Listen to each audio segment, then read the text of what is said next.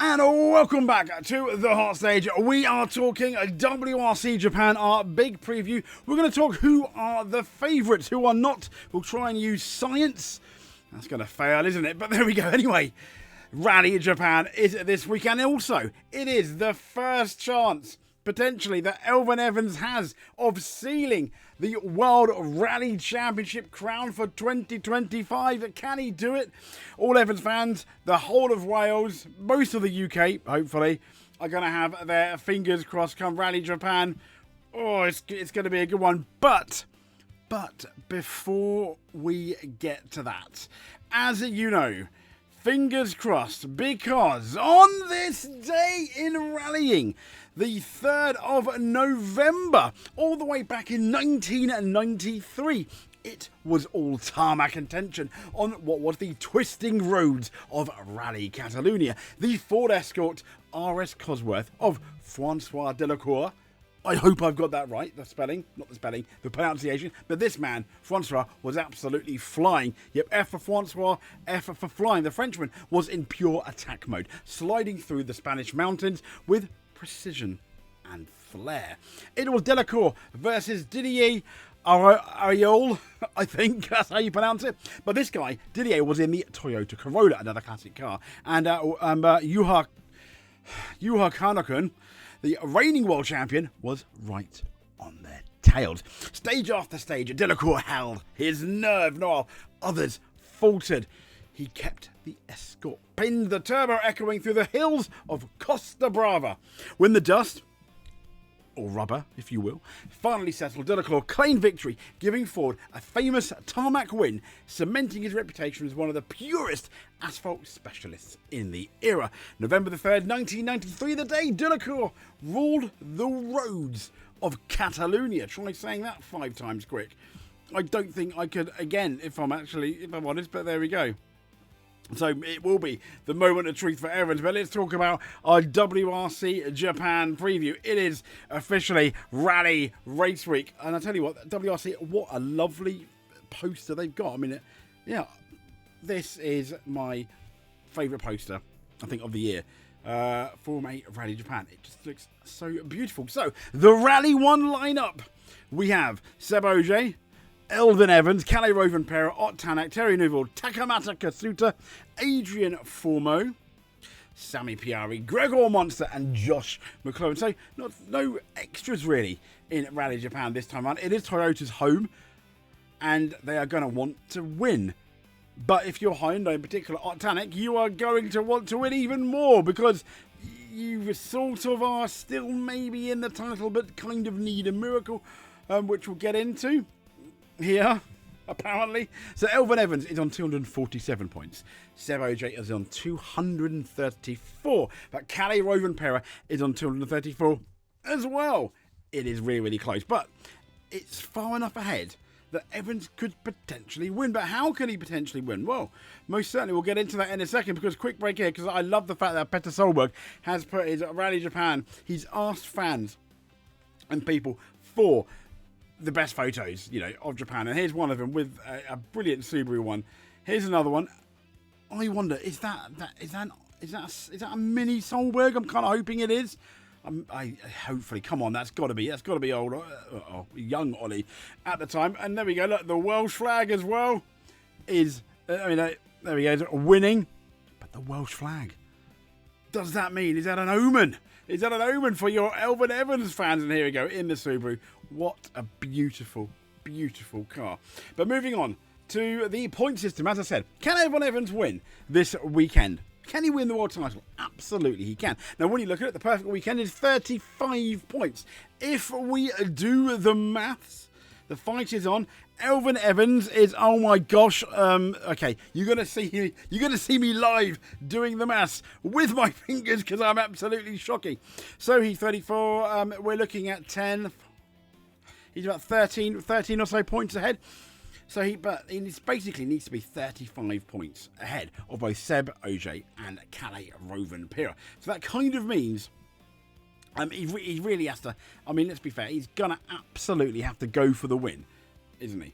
And when you look for 35 points ahead, he's currently, as I mentioned, 10, he's about 10, 11, 13, I think, points ahead, give or take. My maths is absolutely terrible. So he's going to need another 22 points. So it's unlikely. But if he wins the rally, and say, for example, Sojay and Calais Rover and Perez finish, I think, less than... Let me see, like 9th or 10th, which is, to be fair, fairly unlikely. Then he's kind of got a point, maybe. And then he obviously needs to do very well in the Super Sunday and the power stages. I imagine Elfyn Evans will just keep it clean. And is he the favourite for the rally? Well, he did win last year, didn't he, as far as I'm aware, in Rally Japan. I don't know about this year, though. But most certainly, it is super close. One mistake, I think, at the moment could absolutely end it.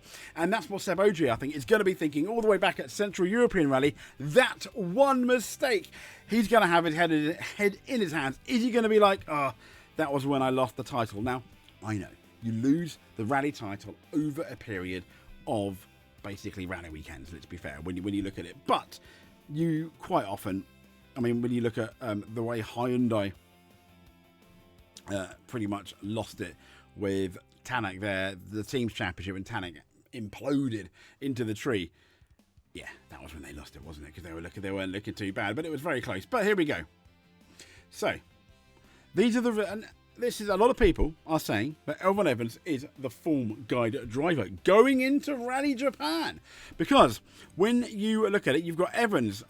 This is from 2022 to 2024. P1, P1, P5, the last 3 events in Japan. Ogier, P2, P2, and then P4. Rovan Pera didn't attend, but he's got a P3 and a P12, so I don't think he was here in 2024. Tanak retired, obviously, that big retirement which we know about, then P6 and P2. Neuville, P6, P11, P1 is his last 3, so he has won it. Katsuta, P4, P5, but then there was that legendary P3, which was good, wasn't it? Can he do it? I would love for Katsuta to do it this year. Formo, P3 retired and then nothing. Piari, P8, nothing, and then P11. Gregor Monster, P5 retired, P7. Josh McErlean, I think the last time, that's got to be WRC2, isn't it? P30 maybe. But there we go. But Evans is, and this is from Dirtfish, and you can't deny facts, the on-form driver at Rally Japan. But he came into Rally Japan this time last year, not leading the World Championship, not really in the hunt for the World Championship. Pressure. We know pressure is a thing that may or may not get to Evans, at least from 2024. You know, prior to that, yes, this year he's doing really, really well. But I can't help but feel there have been times when potentially he's not really tried or really put his foot down maybe as much as he should. And there's been times he's been absolutely legendary.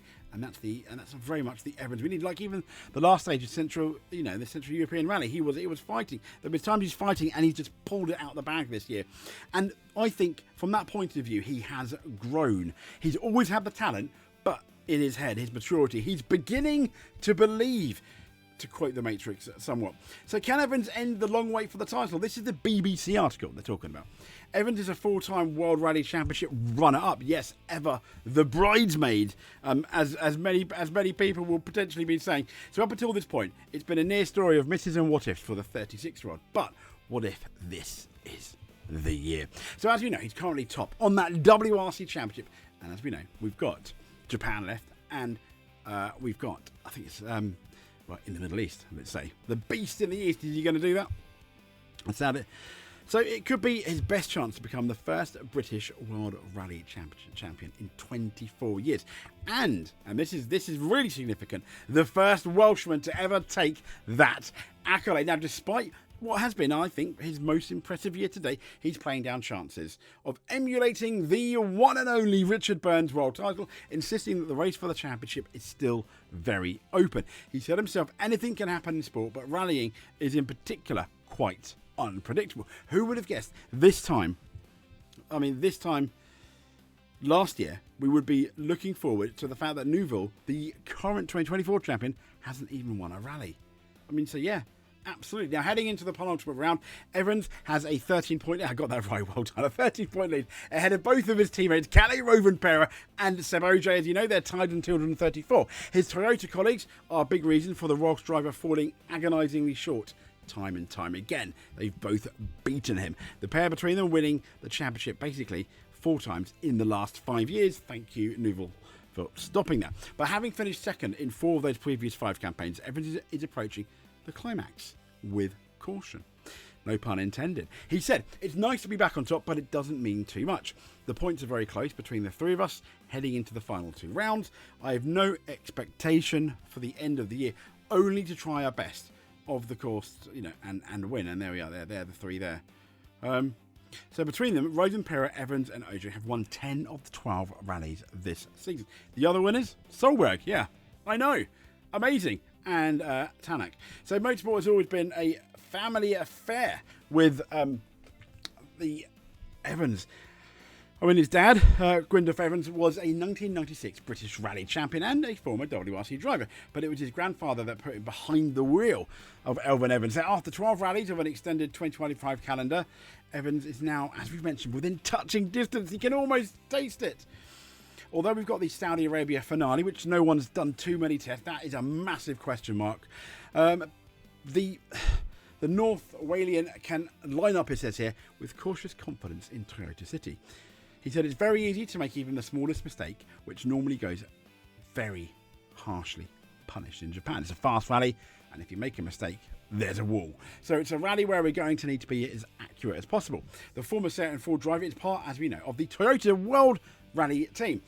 And they've just won that 5th Constructors title. But can Elfyn Evans win it? Well, it's going to remain to be seen. Fingers crossed. Another person here who I would absolutely love to win the World Rally Championship is this guy, Taka Katsuta. He's come out and said, "I think it's not possible. I will give everything." And I try. Don't talk like that, Taka. You can do it. It's your home rally. He's finished there 3rd before. And think of this guy. A guy that I don't think is going to win it, and we'll get into that in a bit, is Josh McErlean. His deficit on tarmac so far is not particularly great, but it is getting better when you look at Monaco, the Canary Islands, and then the Central European Rally. He is improving when on how many kilometres he's basically been behind. And he's almost halved it. The issue so it's going to be really interesting what's going to happen between him and Gregor Monster. Now, when we look at the itinerary, we've got the 9 o'clock shakedown on Thursday, and then we have, this is going to be local time Japan. Have a look at your Rally TV. If you've got a 1605 SS1 1730, you've got the opening ceremony. Friday the 7th of November. This is when it really hits with the SS2 at 7:11 in the morning, all the way till SS7 just past 4 o'clock. Saturday, obviously another big day, starting just before 7:30, 7:23 SS8, and going into Toyota City just past the 5:30 mark. And here's the big one, 8:39 SS15. And the reason why I say this is the big one, because when the Wolf Power stage finishes at 2:15, will we have a new Rally World Champion or a new Rally World Championship leader? Who knows? That's what I'm getting absolutely super excited about. So let's get into our predictions then. And here we go. This is going to be our predictions. I'm a tiny bit nervous about it. I'm kind of like thinking who's going to win. Some of you might be really, really annoyed about who I've who I've picked, who we've picked here. Okay, let's go then from the least likely to win, at least in our opinion, to the most likely to win. We've taken a chance though, if I'm honest. Don't let me down. Okay, here we go. Josh McErlean, simply because it is another tarmac rally. You've seen the stats in relation to Josh McErlean, and they're not made for the best reading, although he is improving. I think if Gregor Monster does not make a mistake, Josh McErlean is potentially finishing last, if no one makes a mistake. That is. And here we have Gregor Monster. I think it is going to be sheer experience that pays out here on the tarmac rally. Having said that, I wouldn't be surprised if he does get beaten by his teammate. We've obviously done a few videos about the issues surrounding M Sport at the moment, and yeah, they absolutely do. They've pretty much got still 2 rookies. Monster is very much a rookie still. At least he drives like one. Obviously very skilled, both of them, to be in the rally car, but they're just not They're just, I think, missing that few percentage at the moment. Just McErlean that is improving. Gregor Monster, he's kind of having the same year as he did the last year.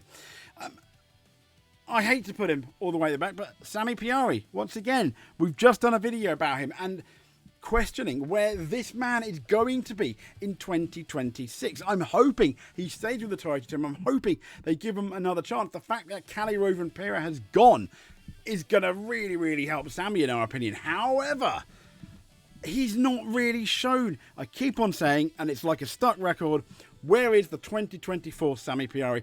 Because I've seen flashes of him on the odd stage, but I haven't seen him for a whole rally.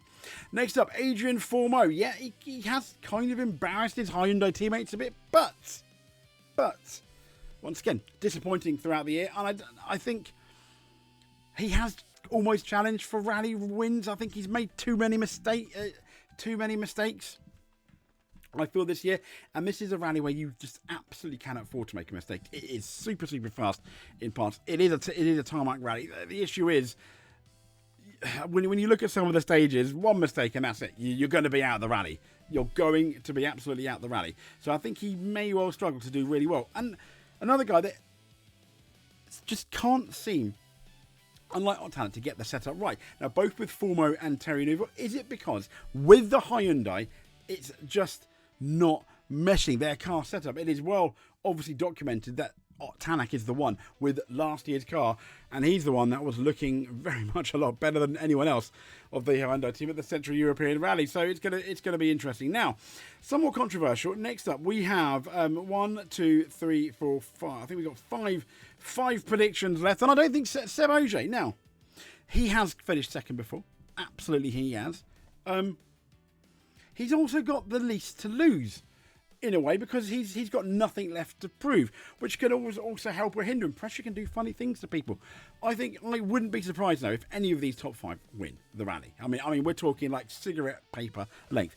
I just think there are people here that may well do slightly better than him. He's not. I believe it's Evans opening the road, because he's the World Rally Championship leader, and opening the road, unlike gravel stuff, is not going to be the biggest. It might be a tiny bit dirty, but I don't think it's going to be the biggest issue.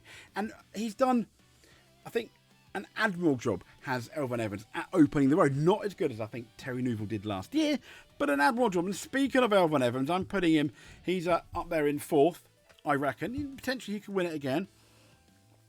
But I think Elfyn Evans should do what Elfyn Evans does best. And he almost just plays the survival game.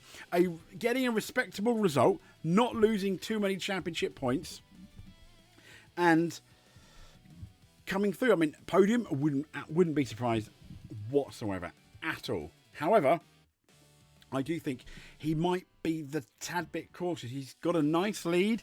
He's not going to want to lose too much of it, but it's going to be really interesting. But as we know, Evans doesn't touch wood. He doesn't normally make mistakes, so he wouldn't want to make one here, because that would be absolutely disastrous.